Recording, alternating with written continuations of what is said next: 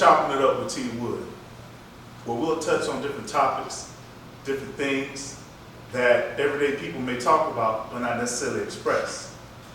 Instead of me trying to introduce everyone, I got my fellas here today. I'm gonna let them do it for themselves. Talk to me, bro. All right, I'm Everett Champ Pace. I attended Voorhees College in Denmark, South Carolina, and I am a senior investigator for the City of Atlanta Municipal Court. So it's me. So I'm T.Wood. I attended Tennessee State University. Graduated from University of Central Florida.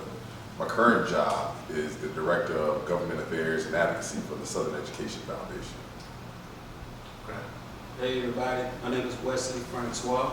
I'm a licensed mental health therapist. I'm also an entrepreneur. I own a credit repair business. I also invest in multiple real estate properties amongst Atlanta and other states of Florida and things of that nature. Nice to meet y'all. So y'all, my name is Jamel Shelton, owner of Just Add Honey, a loose leaf tea company here in Atlanta, Georgia. I did not attend an HBCU, but I'm the proud father of a recent graduate of Bennett Bell, my daughter. But hold on. I forgot to tell you where I came from. It's all good, it's all good. Speak, brother, speak. Who you repping, bro? Who you repping? I attended the #1 HBCU in the state of Florida, Florida A&M University. FAMU, shout out to you.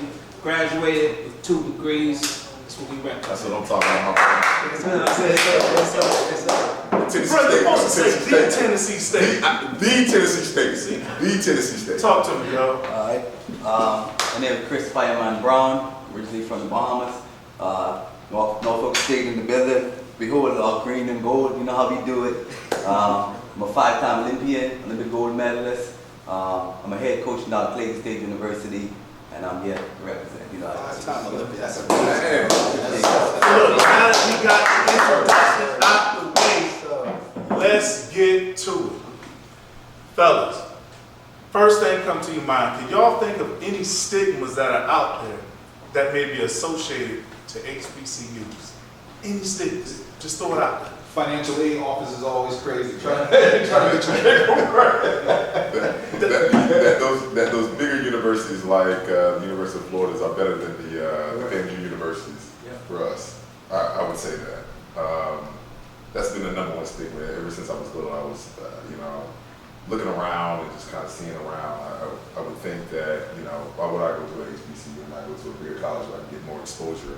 I played basketball, and I felt like if I wanted to get to that next level, if I wanted to go to the Dukes, or I wanted to go to the North Carolinas or the Kentuckys or the University of Florida, I would have to attend a school like that to be seen to go to the NBA.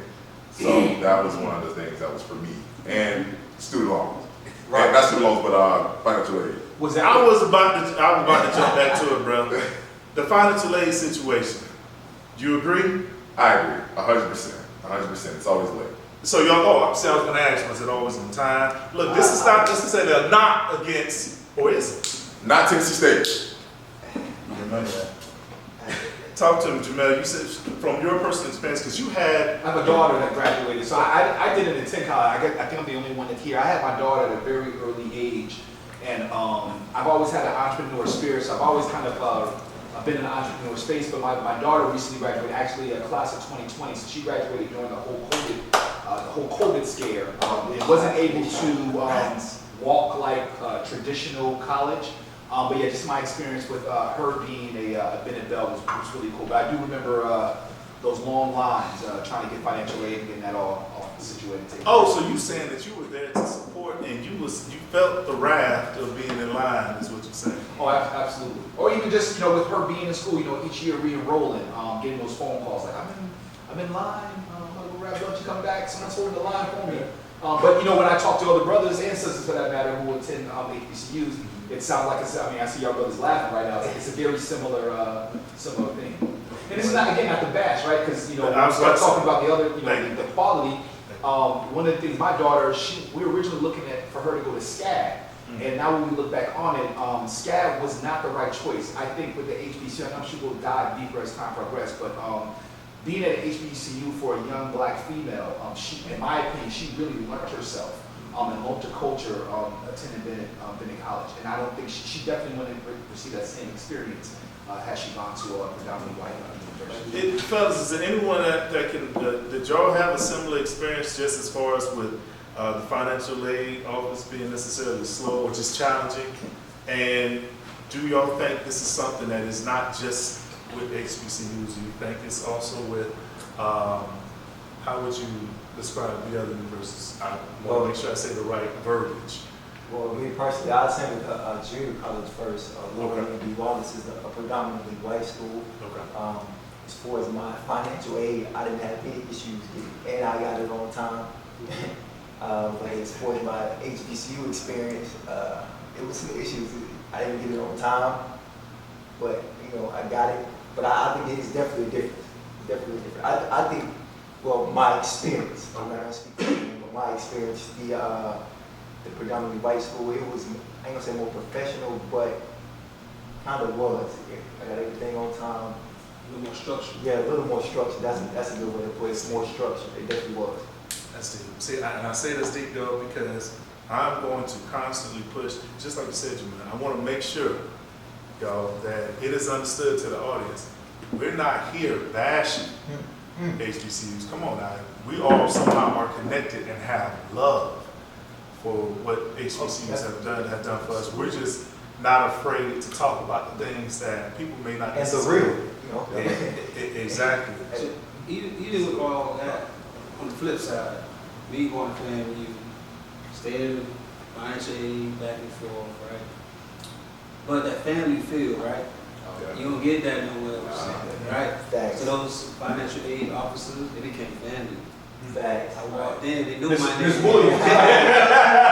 They knew my name, Wes. I I walked in, Wes. It ain't ready yet, Wes. Come next week. I'm Miss Johnson, right? And that speaks to a bigger culture of just being African American in Yeah. in the United States, right? And we are family wherever we go, right? And, I mean, even with us, this is my first time meeting you brothers in person, but we had a Zoom call, but within 5 minutes we ate wings, drinking wine, you know, and it's a family origin. That's the culture of which we come from. Let me give you a instructional perspective, right, from that side, and that's someone that attended Tennessee State University, a historical black college, and attended UCF, right? No, both And sides. both sides.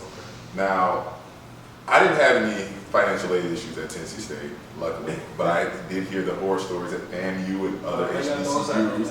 I'm sorry, I did hear it. But FAMU, listen, but I'm First one we pick is FAMU. a FAMU guy at heart. My father served on the board for 5 years. I'm a board of trustees at FAMU.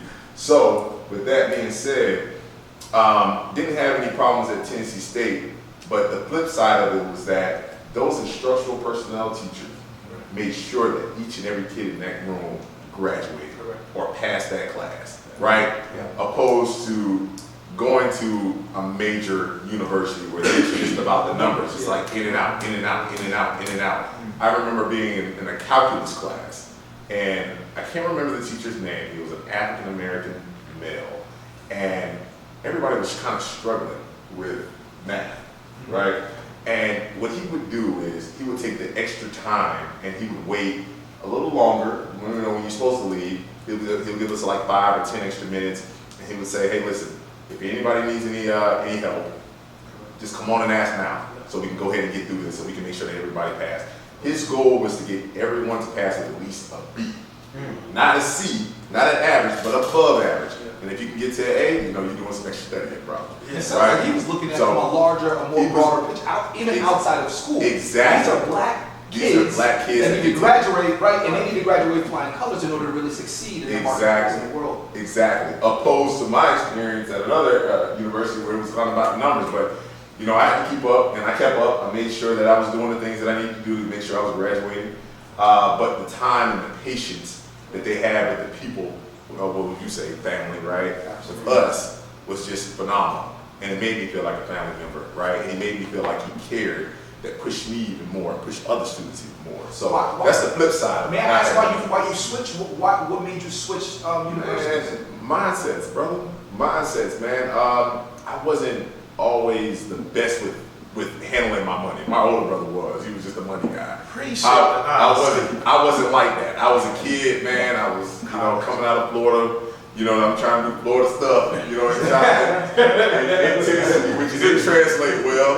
You know what I mean? So Florida stuff. But everybody from Florida laughing at this. Didn't translate well, man, and I wasn't always the best of money. So I had to go back home, man. And when I went back home, Tennessee State gave me a different perspective. And not only the university, but the people at the university gave me a different perspective on life. It gave me a real college experience and said, this is what college is supposed to be like, right? And then when I went down, I took all that I learned at Tennessee State and I applied that all the way to the University of Central Florida. So without Tennessee State and that HBCU, I wouldn't be where I am right now, right? As a lobbyist, right? Where there's not a lot of black lobbyists in America. I think I'm fairly young. I had a totally different experience, Talk to me.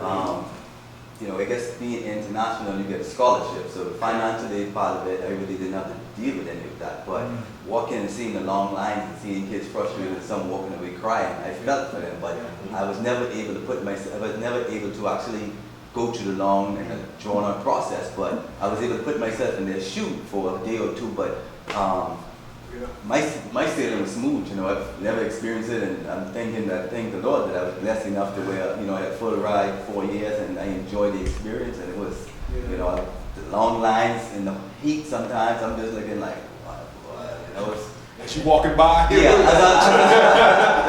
So I really never experienced it, so to be able to sit in a room with guys who've experienced something like that before, it's funny to hear it because I've never really sit with a regular student just to see. Everybody who I was competing with, they won scholarships, so we didn't really have to worry about that end, That's true. Bro, I'm so glad you said that because that really makes me connect to the next thing I want to throw out there. And we already harped on it, but the family aspect, Isn't it addictive to get that person? And as mad as, for me, okay, let me say it for me, all right? No matter how bad of a situation or how much of a struggle, okay, I didn't get this on time, or maybe I didn't have this, or whatever the accommodations of, let's say, the facilities. Man, I could think back to any HBCU I attended and remember somebody in staff that went the distance for me, and it meant so much to me. And it made me like, you know what? All right, Miss Whitley, and I know she's gonna see this. All right, Miss Whitley, she went the distance for me and financial aid and helped out and things of that sort. But did that part become addictive for y'all? Was that something that y'all experienced, that family aspect? Like y'all didn't know them. Yeah. And I'm saying even as a parent, did you meet some staff that went the distance in an HBCU that you may think you might not have gotten in a different type of dominant? I know I definitely can. At Voorhees, Miss Williams, she seen me right before I was getting ready to graduate my senior year. I made sure I attended summer school just so I have all my credits and just trying to graduate on time. And she seen me do that. My GPA went up tremendously. Coming into that next year, she made sure I had like a bright future scholarship. Boosted my GPA up. She personally told me, she said, I see you trying to graduate on time. I see you trying to make sure you graduate. So I'm going to help you out. You qualify for this. So we're going to get you this scholarship. So it was definitely, and I feel like maybe if I was at a predominantly white school or a bigger school, I probably wouldn't have got that notoriety, that notice, But being that I was at that small HBCU and it was like a family environment, I feel like, she really got me out. I benefited from extra that. nudge, just a little extra nudge to get you over. Yes, and it helped tremendously. I didn't have to take out a loan. I played basketball, but at HBCUs, you still gotta take out a loan. You don't get full scholarship. Well, I went to NAIA HBCU. They don't give up technically full scholarships. So we were still trying to take out loans and figure out. And then I was out of state. But man, that helped tremendously, man. So a lot of, we all know, a lot of HBCUs depend on things outside of the state to necessarily get their funding. And as we all know, alumni really needs to help you know, in that department as far as, you know, booster clubs and stuff like that. We all know that, you know. So here's what I'm gonna challenge y'all. I need everybody here, if you can. Is there anybody on staff from the HBCU that y'all can send a shout out? Because I'm telling you, they gonna see this. They gonna see these episodes. I don't care from the janitor to the professor to the staff member and finance lady. Is there anybody that we can think of that went the distance? I can speak to that. I would say 2 schools, because I want to make sure that I'm clear on that. The staff at Tennessee State that got me to where I am. I can't say a certain person, but just the whole entire staff, right? Because it's a collective effort. The entire staff at FAMU University, man, I've worked with some amazing people. Even my mentor went to FAMU, got 2 degrees. I wouldn't be able to get to where I was without him either. So they had entire staff, that entire structural staff, the cleaning staff, to just the entire staff that helped out. And that's making sure that our black and brown kids have this opportunity to compete at a higher level. So thank you, FAMU, and thank you, Tennessee State. See, he made it up. Oh man, come on, man. No, absolutely not. I tell you, for me, man, one thing that gave me a sense of relief is being able to drop my daughter.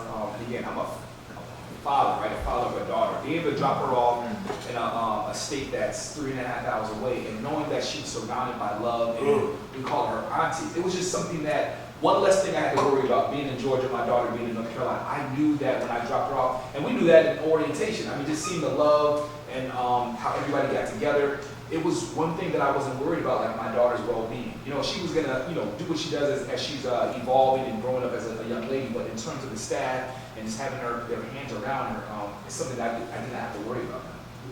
Yeah, y'all dropping some gems, and I got my head spinning right now. Taking you back. So taking me back. So I mean, for me, man, I'm from Miami, Florida. Oh boy. It's different down there. Definitely. I grew up in a single parent household. I ain't have much going. I'm not even supposed to be in this discussion right here, right now. But you are. Yeah, because I had good mentors to be a leader. Shout out to Barry Hill. He also was a family. Barry was my first mentor. He's the first person to believe in me, right? I ain't have a dad, just my mom, my brothers. He put that, you can do it, whatever you put your mind to, you know how to do it. He got me to FAMU. Well, not really. He mentored me through high school. Where I met my other mentor. I had a lot of mentors. Mentorship is important. Yes, sir. For real. That's why I'm here too. Yes, yes. Rufus Montgomery. So, Barry Hill, Kirby Pierre, my mentor from high school. Shout out to Dr. Shelby Chipman. He's a band director right now at March 100. Not sure what he did all the way. He got me in. Hey, come on. I ain't had the best grades. I ain't had the best SAT. Ain't always pretty. Right. But I know between Barry and Kirby, phone calls made, and I got in on a contingency. Ooh. Not an all the way admission, right? Requirement was to go to summer school. And you passed, you were in. Wow. Woo! Pressure, right? Hey, So I jumped on a Greyhound with $500 in my account. come on, dog. I made it happen, right? Come on. That's all I'm gonna say.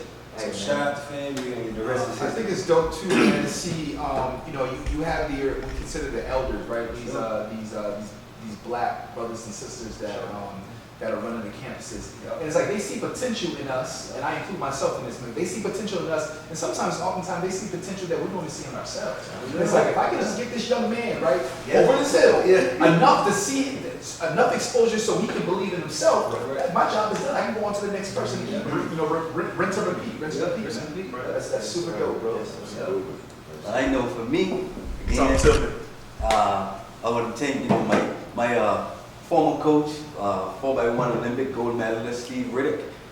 He basically opened the door for me to showcase my talent to the world. He was recruiting me when every university basically wanted my talent, and he decided, hey, I'm going to get this kid, and I decided to go to him. Shout out to also my 2 professors. I was struggling with U.S. history, coming from the Bahamas, you know. We don't know anything about U.S. history like that. So Professor Cole and Professor Brown, I know they're not there at the university anymore, but they basically worked with me the entire way to college for history. You know, they pushed me.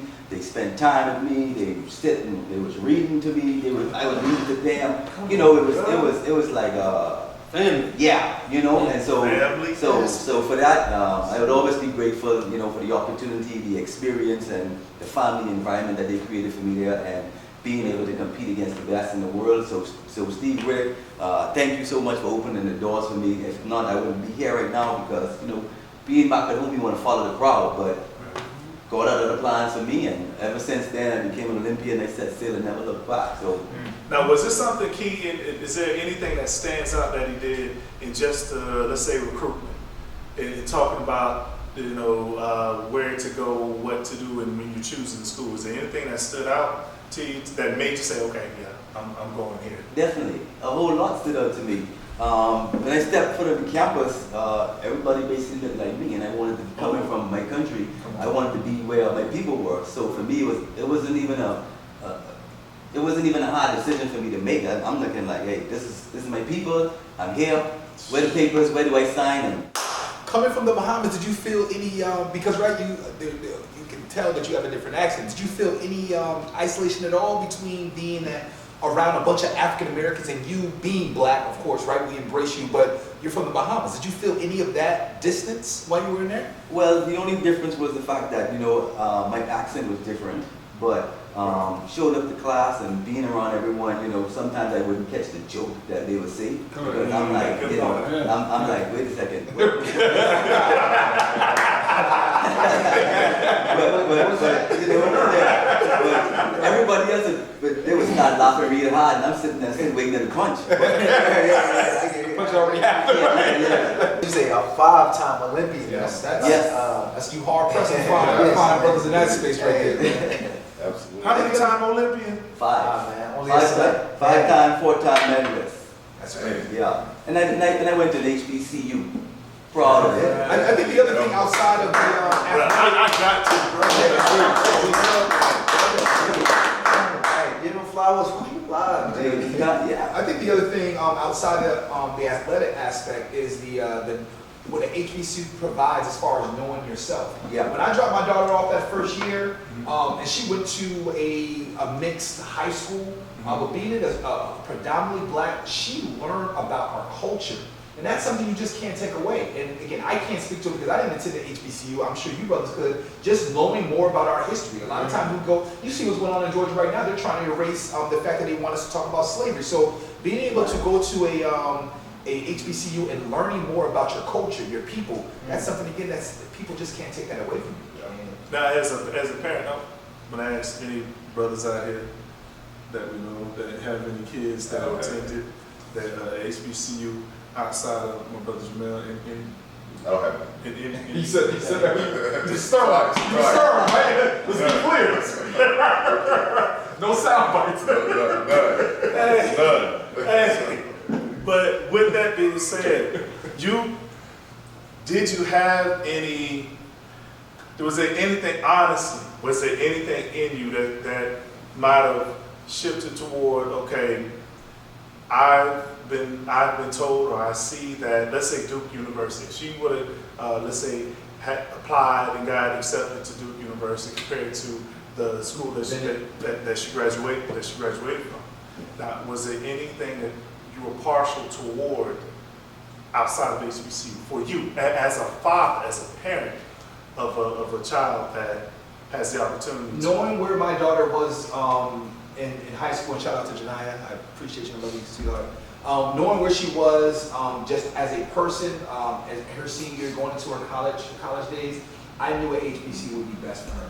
No doubt about that. The other thing is, based off what she majored in, I believe that it was the best fit for her. So no, I had no qualms. And then especially going after the first semester, going up there and visiting her, it just seemed the changes. Again, talking to her aunts, you know, that the administrative staff, there was no doubt about that. We were relieved, honestly, that because she was accepted in SCAD and was literally 2 weeks about to go to SCAD. It was like a 2-week window at the last minute we switched to Bennett. we're very thankful, and we don't got to pay that expensive debt, that SCAD debt either.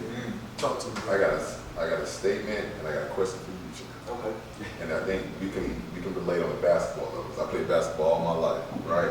Which, My parents, not my parents, but my mom, my aunts, her sisters, my grandmother were all attendees and graduates of, and my mom didn't graduate from there, but she went there for 1 or 2 years, but she ended up graduating from the University of Florida. Bethune-Cookman College in Daytona Beach, right? So all HBCUs, raised in that household. I remember being at my grandma's house, my aunt's house. They all got these plaques, these Delta plaques, and they went to homecoming. I think they still go to homecoming when they have a homecoming. So I was raised around that. My dad didn't. My dad went to Aniona College in New York, and then graduated and came down to Florida. When it was in upstate New York, came down to Florida, graduated from Rollins College in Orlando. So I had two different, but my mom was really the educational person on me, right? Both of them still involved. They were involved then, they're still involved now. Shout out to them for 43 years of marriage. They just celebrated that last Black Love is Real. Big time. And they Big still time. involved in their kids' lives. Okay. Making sure that we're doing everything that we need to be doing. So the HBCU push was always on us, right? right. In high school, I'm looking at TV, I'm looking at Duke, Kentucky, Florida, all of them. Now, if they were to knock on my door, and even with that push and that history and stuff like that, from what I've seen on TV, Right. and all that Georgetown and all that, which one would I pick? Would I pick a Tennessee State if they had the door? Or would I pick a Duke and all that? We want to answer which one you would have picked. In high school, at the time, I would have picked Duke. So I appreciate that. Honestly. I'll be honest. What about you? I can agree with that, because I played basketball in college, but honestly, going into high school, my first love was actually football. And I was raised in Tampa, but I was in high school in Tallahassee. Being raised in Tampa, it was big on football. I was a football guy. I dreamed of playing at Florida State, man. If Florida State would have came knocking at my door over me, I would have been gone with the quickness, man. But I gravitated towards basketball as I got older, got taller. Throwing up the you. Hey, man, we here. Truthfully, I honestly would have picked a predominant one. I would have picked Florida State, hands down. Yeah, I would have been the same boat, bro.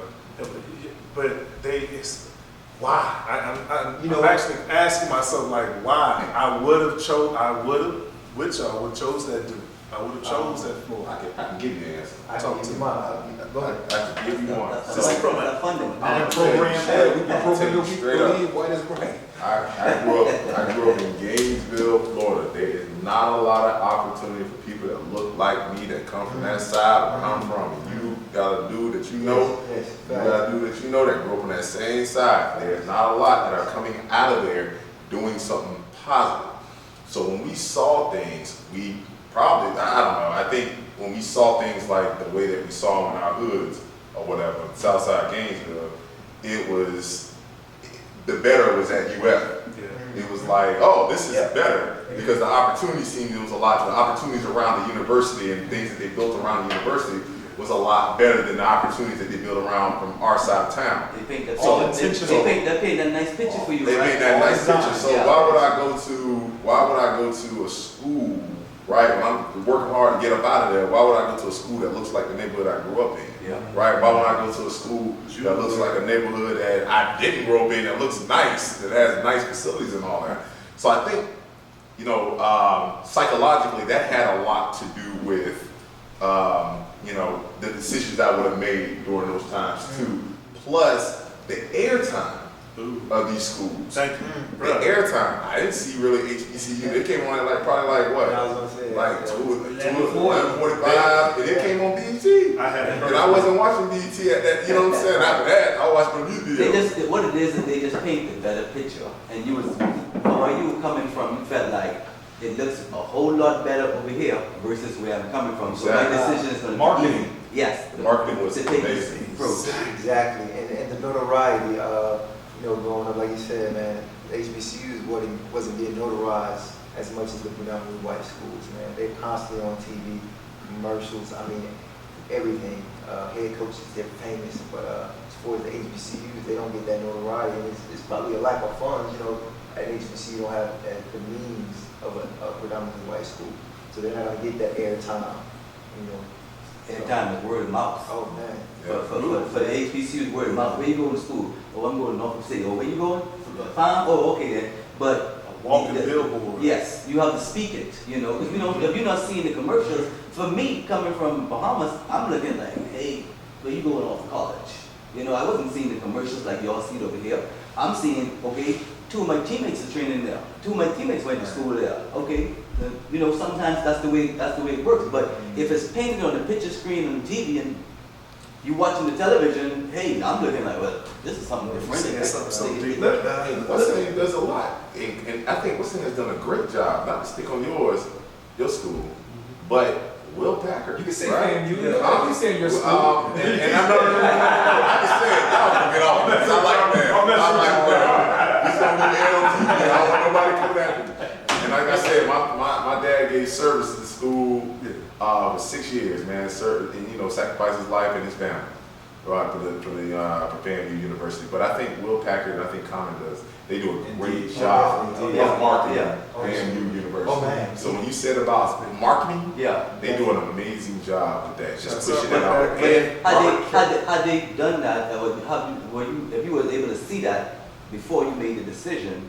oh yeah, Before they age of Twitter and Yeah. Instagram, Yeah. Facebook. It depends on where I was in life. That's- Basketball, that probably wouldn't have no effect on me, right? Yeah. But if I was in the film ministry, I mean, I'd be like, well, yeah, of course. Right. Like, Yeah. I'm running right there, right? That's my point. So, the more you see what you want to see, and it's good enough to say, well, okay, you coming from a predominantly black neighborhood, right? Mhm. And they're painting a perfect picture now to show you that this is what the HBCU look like. This is the HBCU experience. And so, of course, you're going to gravitate towards that. That's the picture that they're painting to show people that this is what you're going to get when you come to us. Get our own experience, get our own culture, and so have a taste of us. And before you know it, everybody's heading where?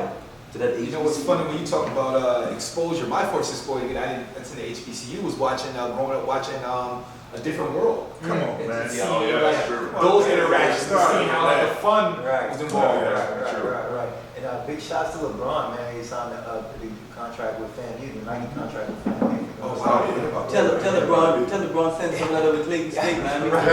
I'm recruiting and I'm trying to get the best talent to stay in the state of Georgia, the Division II. But hey, tell him. Live it fun, let it go away. Let me ask you brothers that attended HBCU. I see you all kind of going back, you know, with it's your school versus your school. Is there a real competition between HBCUs, or is it all playful? I think it's Only on both sides. football. Well, Only on football, man. see, you know what? You know what? hold When you on. say football, are you including The the band. band? Yeah. You know some folks that'll leave after halftime. We need to take them to one of the HBCU experience to get that bond experience. I'm gonna let y'all finish, Mike. I'm gonna let y'all finish. I got it. We already know. Who the best player? Get up! Get up! Norfolk State, Who that's said? I went to Voorhees College, but Shout out to Macho 100. I lived in Tallahassee. I give it to you. I lived in Tallahassee. I was in high school in Tallahassee. Man, people would go to the game and leave after the band played halftime. I believe it. Going Man, James. they let the fans in the game free after halftime, after the band played, just to let you know how important the band is. You know, they let the fans in free after halftime, after the band plays, just to let you know. You know what stands out, brother, to me, and I want to ask y'all, was it the same for you? One thing that stands out to me when it comes to just all things HBCU, student life, organizations, different organizations, anything that you participate part of on campus. Did she participate part of anything? Yeah, so she's part of the journalist department. I know I'm not saying that right, but yeah, she had a big part to play with inside of the journalism department inside the school, and through that's how she met a lot of her friends and now sisters for life. Dope. Any organizations? I mean, you can't hide. I was busy. I was busy in college. I did a lot of organizations. did healthcare administration, student association, Wow. part of Phi Beta Sigma fraternity, fraternity incorporated. Shout out to Mob. I did community service fraternity, Phi Omega, part of Marshall 100, part of Masonic Lodge. I was very, very busy. Again, came from a small family. I think the whole HBC taught me love. Wow. You know what I'm saying? I'm from island descent, you know, it's a little different, culture's different. You don't get that hugs and kisses every day, right? You get that tough love. Right, fam, they nourish me. Yeah. Oh man, they hugged on me, they kissed on me.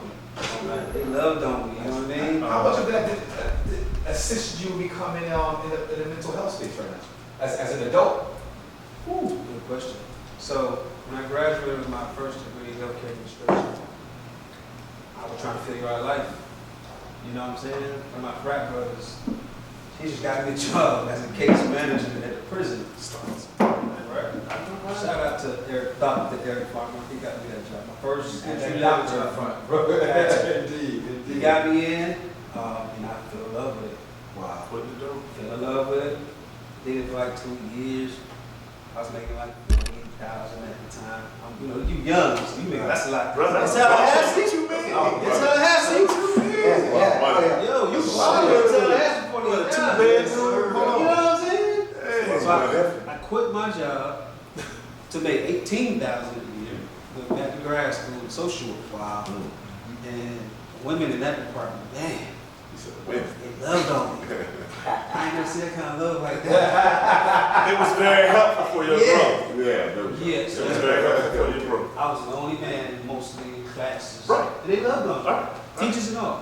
Right. Shout out to Dr. Brenda Jarman, Dr. McKendrick, Tisa Donaldson, and they just showed me how much impact I have with my words.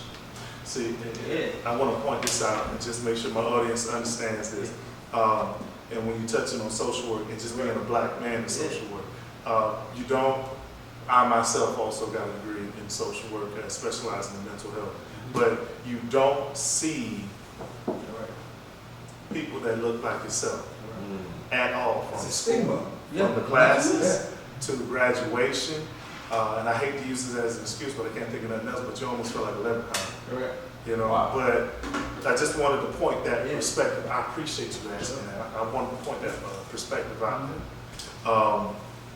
But pertaining to all things HBCU, if you take the knowledge that y'all have right now, and then we just rewind back the clock, and you get that Duke offer, you get that Florida offer, you get these big time school offers in a sport of your choice, whatever it may be, even if it's academics. My question is, do you choose it now?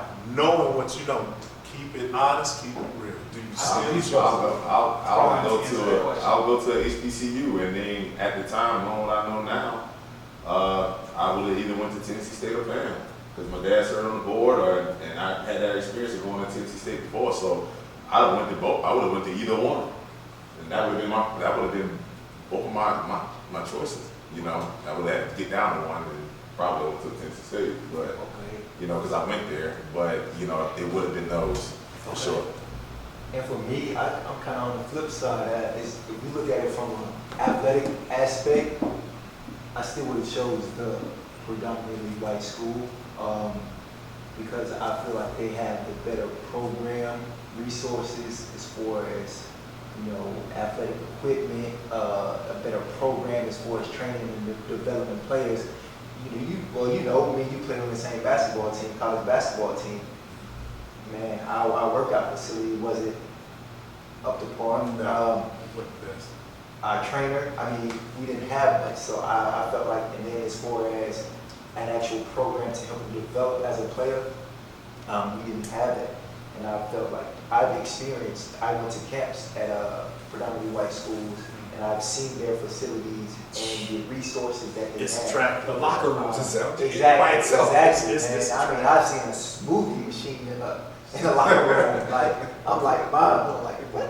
You got a smoothie machine? But, you know, but as for a knowledge point of view, just strictly knowledge if I didn't play sports, it would be that predominantly black school. It would be the HBCU just for that love and it's just a family-oriented environment because the HBCU I went to, it was actually smaller than your average HBCU. And say for instance, on the weekends, a lot of kids go home on the weekends. I lived too far, I couldn't go home. So those kids that didn't go home on the weekends, man, we're out in our Pecan Grove, we just chilling. Man, I've created bonds, friendships for life for people in different states, man. I can go to so many different states that I never thought I would go to. I got a great friend in California, Wisconsin, places I never thought I would even go. Oh man, see, it's funny. It's striking a nerve with me because again, we played on the same team. Right. And I'm gonna tell you something. I played ball at University of South Carolina 8 before I went to Voorhees College. Major shots out Voorhees College. You know I love y'all. And I'll always represent. I remember I majored in mass communication, but I remember in broadcast. I remember the feeling I got. And it's nothing to down. Let me make this clear. It's nothing to down University of South Carolina 8. I remember the feeling that I got there. Cool. But I also remember the very next year when I transferred to Voorhees College. And this is not like a braggadocious thing. In the first year I'm there, I was homecoming king. Homecoming king. Y'all gotta understand. He threw it out there for no reason. Hey, truthfully, if he didn't do it, I was gonna do it. I was gonna brag for him because that was big. You know what I'm saying? He did that his first year. Appreciate you the know what I'm lifeline, saying? bro. Yeah. Because if he didn't do it, I was gonna do it. I knew he was going. I was gonna do it for him. I went to Voorhees College and the love they showed, bro, I'll be honest, yes, it might have been a little slow on the financial aid, but I need to let y'all know something. I don't care because the love and attention that they showed me, I knew teachers by name. They knew me by name. They just knew. And there was times where I felt, that I needed some uplift and they gave it to me. Shouts out to Benjamin Watson. He was an advisor there at Voorhees College in the past. But man, so I will always respect that edge about when it pertains to HBCU. Yeah, there may be the other things that tangibles that don't compare facilities, Right. stuff like that. Yeah. But man, I still look to HBCU, man. Yeah. Ain't nothing like that handoff. Yeah. Man. High school, they handed me off, my mentor Barry, handed me off. Contact, HBCU, graduated, another handoff to a job, right? It's nothing like that. Yeah. You know what I'm saying? Somebody make a point like, hey, this is my boy. I love Take care of him. Yeah. Hand you off to him now. Sure. I maximize full potential, all right? Hand you off to somebody else. And then you go back and return the process. Thank you. Yeah. Thank you. Let's jump on that conversation with the facilities talk. So I'm in the middle of that whole thing. I'm lobbying, right? Okay. I've been at a position when I was with Orange County Public Schools as their government affairs director, and I would have to work with people from all across the board, right, for higher education. They had FAMU had an amazing lobbyist, and we all have amazing lobbyists that I work with, right? And so I think it just comes down to us people, right, or people at the university, or and the people that we're voting in, and even deeper, the people that we're voting in, to make sure that we are lobbying for those resources, for those schools to have those things. So the importance of understanding government, right, so that we can get those, so those situations aren't repeated, where you're like, man, go to that school, the school's cool, it's an HBCU, but their facilities are not the best. Right. But you do have situations where there are lobbyists there that are talking to their governors, that are talking to the Department of Education, or talking to their representatives in the House and the Senate, and saying, hey, listen, we need to draw down dollars for this money to go at these particular places, which they have been doing consistently over time. It is getting better. Yeah. If y'all have seen that statue that's in front of them right now, with the big snake, that's probably one of the most famous things I haven't seen in a while. You know what I mean? Yeah, That's something that is good. Yeah. And it's working. It's just more people involved. And I have a question too. in the K through 12 space, if we go ahead and bump this thing down just a little bit, do you think that we should have more African American teachers within our schools? Do you think that would be? Do you think that would have more people go to these HBCUs? Most definitely. I mean, that might Even be a more specifically, conversation to black have. male teachers. Black male teachers, Most right? definitely.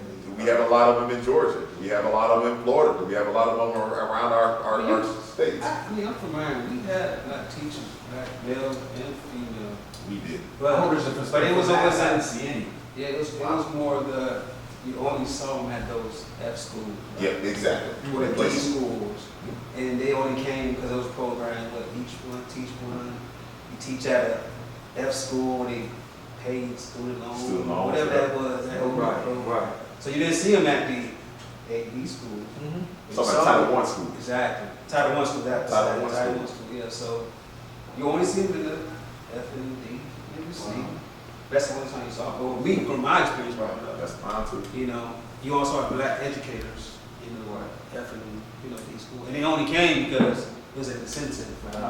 So my first black male teacher was in my senior year in high school, man. I grew up, I had no Your black. first. Yeah. No, I take it back. I had Miss Dawson, who was my third grade teacher, but outside of Miss Dawson, it was a Mr. Williams, who was my senior year. Wow. Oh yeah. Every year I think I had one. I never had 2 or 3 at the same time. You know what I'm saying? It's just one that we look forward to. So I I think there's always an English teacher too.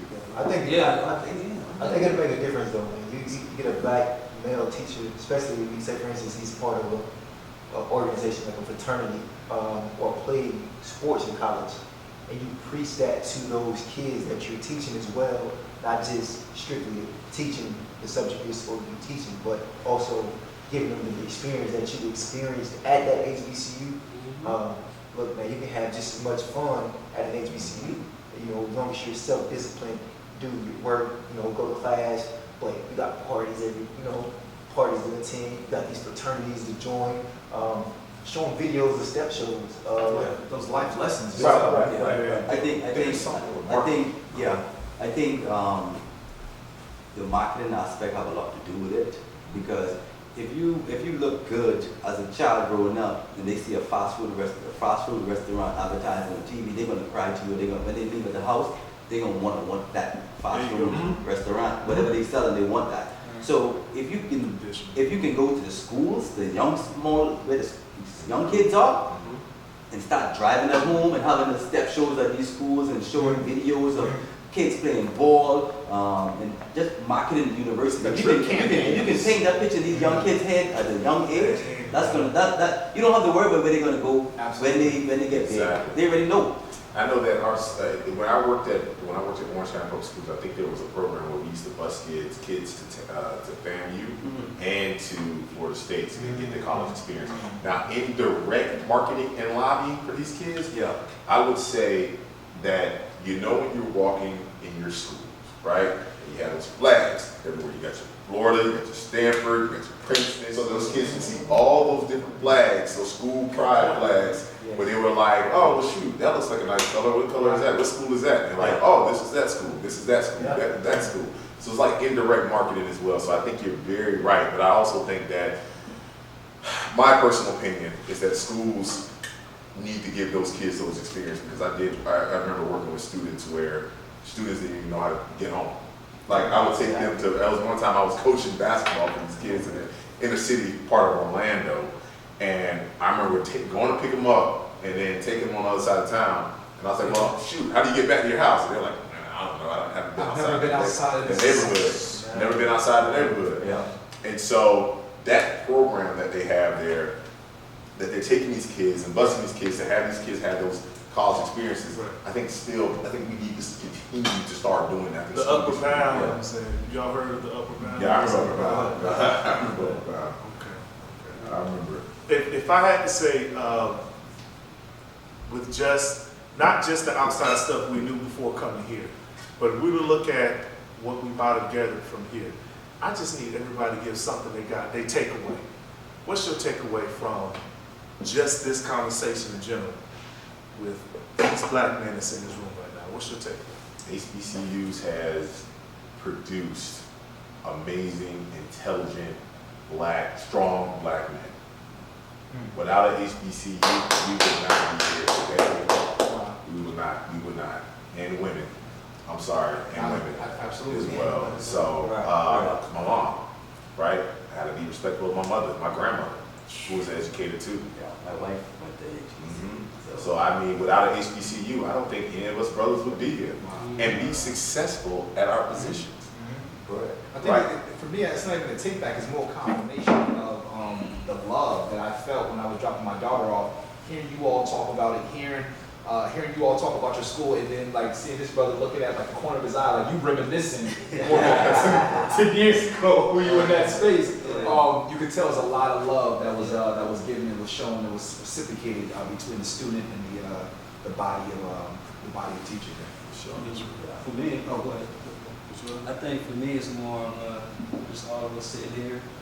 It confirms, right, that you can go to a black college, be successful, you can compete with the same level of skill, training, knowledge, competencies as anybody in a predominantly white college or D1, whatever you want to call it. More money, less money. I'm a healthcare administrator. Come on, bro. I'm not even 40 years old. It's amazing, man. It's Right? amazing, bro. For real. I went to HBCU. So, So, it's true, guys. You gotta go to a white school to make it happen now. No. So, that's my take on it. I mean, I feel the same way. I'm a strong believer, you're a product of your environment, you perform where you're comfortable, you perform where you're happy, you perform where you know somebody is caring for you, if that's the case, if you don't have anybody caring for you, you feel as though nobody has your back, nobody's in your corner. But when you can go out and win an Olympic medal in your university, put you on the back of a big time car and circle you around the block and take you around the track, and you got the marching band in the front. I mean, come on, man, that experience. That's a hard act to follow, bro. Yeah. So you got the spotlight. They're gonna show you that, hey, we support what you did, man. Right. Every day we don't get this in our environment. So let us shower you, like you said earlier. Hey, give you your roses while you're alive. And my experience at Norfolk State has been nothing but the best, man. I love it.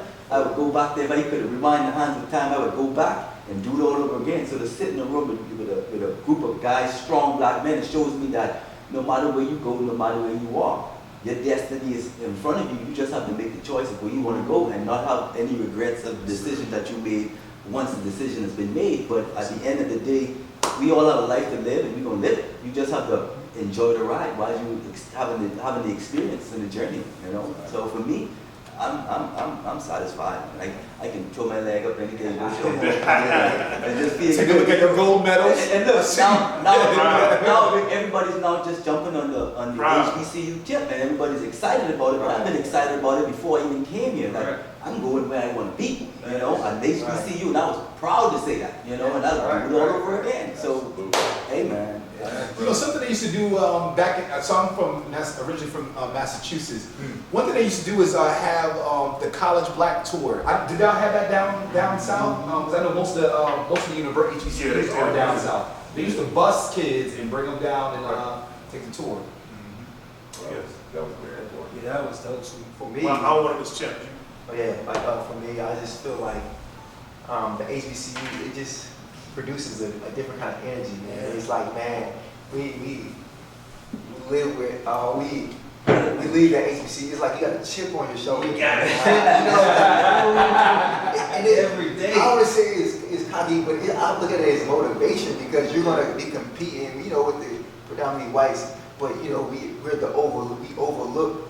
But man, now you got that chip on your shoulder. Like, look, man, I went to little old small Voorhees, but I can be this, I can be anything. I know doctors, I know lawyers, I'm a senior investigator for the city of Atlanta. I mean, man, it produces that different type of energy. And then it's just the love, like just getting us here together, man, that energy strong, positive black males, it's just automatically that family-oriented environment, man. It's just a family. Like I said, that's why I say a different type of energy, man. Don't let it be. Show y'all.